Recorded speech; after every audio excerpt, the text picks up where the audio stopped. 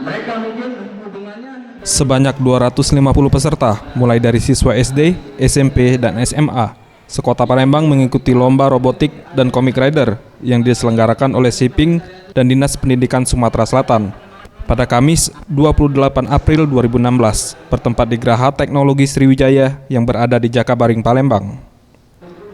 Ferdinand Fernando, selaku pimpinan SIPING, mengatakan, untuk lomba robotik ini merupakan lomba tahunan yang diselenggarakan oleh pihaknya dengan berbagai kelas lomba. Salah satunya merakit dan mendesain robot yang paling banyak diminati peserta. Menambah kreativitas siswa di bidang teknologi, terutama robotik dan komik. Dan untuk mencari siswa yang berbakat di bidang teknologi robot dan komik ini, sehingga kita dapat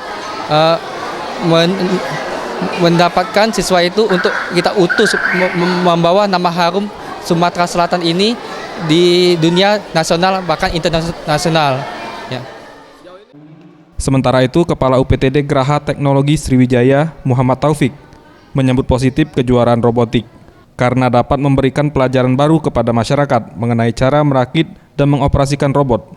Dan dengan seringnya diadakan perlombaan dapat meningkatkan tingkat kunjungan ke Geraha Teknologi yang dapat mencapai 200 orang per hari.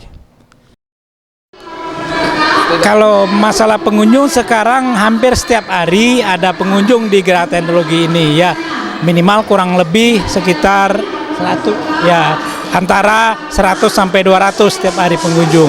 Ya, ini di mana setelah adanya event besar kemarin.